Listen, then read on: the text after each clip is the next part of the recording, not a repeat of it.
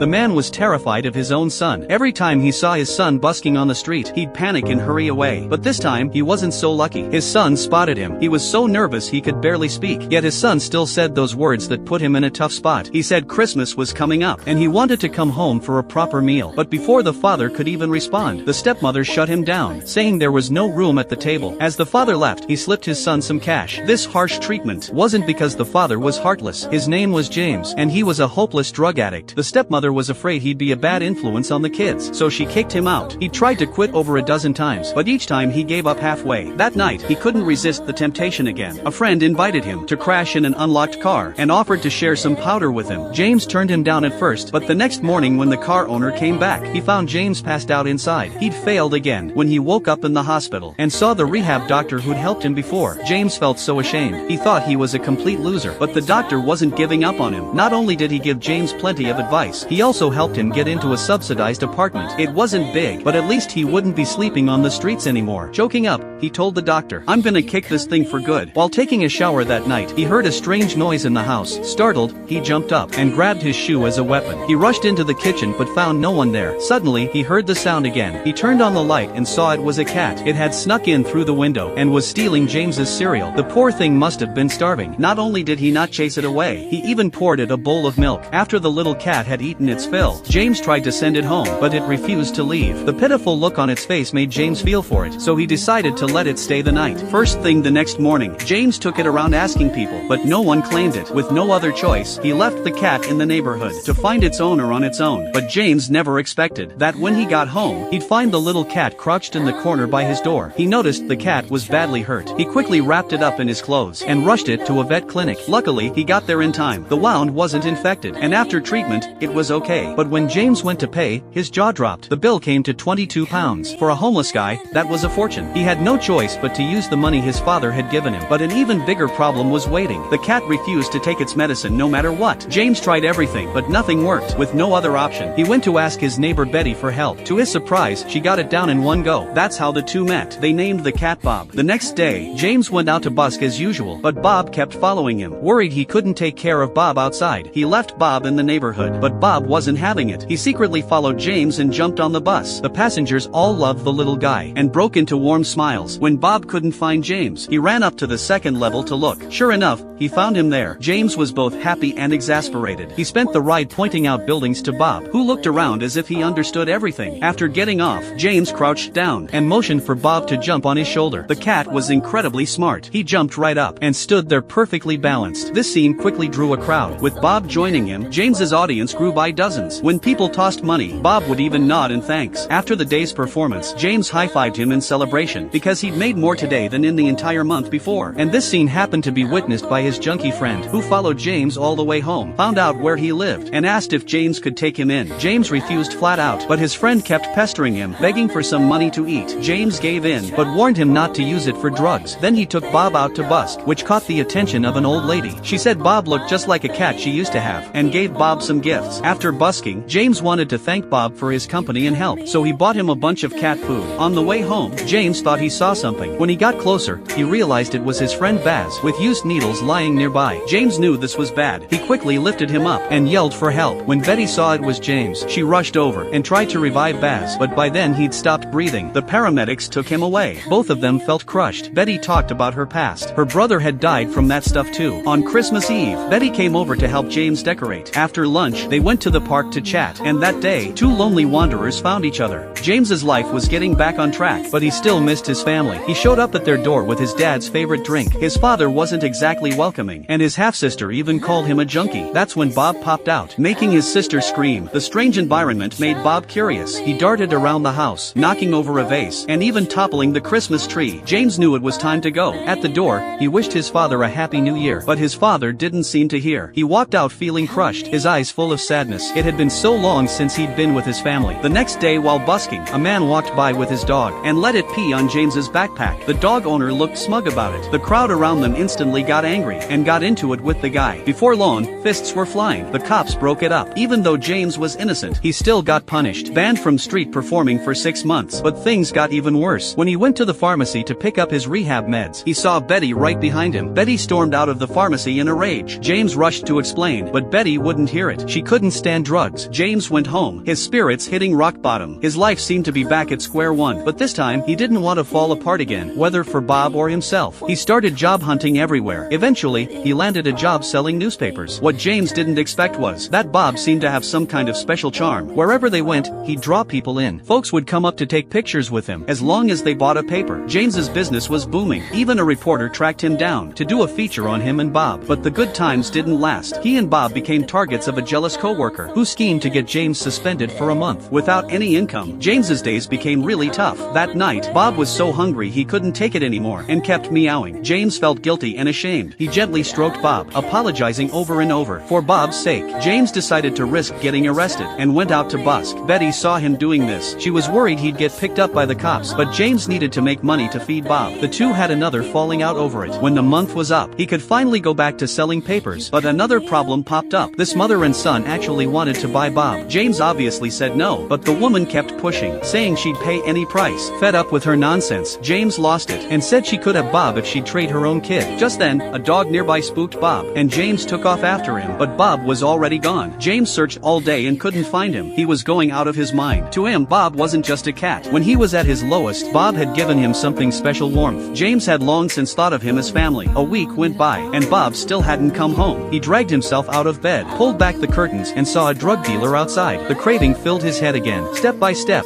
he moved toward the guy. The dealer asked what type he wanted. James hesitated for a moment, but thankfully, he held back in the end. When he got home, he was thrilled to find Bob had returned. James was overjoyed, holding him close and kissing him over and over. After that night, James decided to stop using the replacement meds and quit cold turkey through sheer willpower. But the doctor told him the process would be long and brutal. A week of hell. You can't do this alone, he said. But James said he wasn't alone. He had Bob. When he got home, he locked himself and Bob inside for the painful transformation. At first, he could distract himself by playing guitar, but that didn't last long. He started getting restless. His body was out of control. One moment he'd feel freezing and keep chugging hot water. The next, he'd feel burning up, stripping off his shirt and pressing against the cold floor. At night, he couldn't sleep at all. He'd barely touch his food before running to the bathroom. After throwing up, he'd start hallucinating, convulsing on the floor in agony. Through it all, Bob stayed right by his side. One morning, sunlight streamed into the room. James slowly woke up and realized something had changed in him. He took Bob down to the river and soaked in everything around them. He went to see his father and told him what he'd done. His father was relieved. James apologized for all the mistakes over the years and said he wouldn't blame him for giving up on him. But his father shook his head, pulled a photo from his wallet, and after hesitating, handed it to James. Turns out, his father had been thinking about him all along.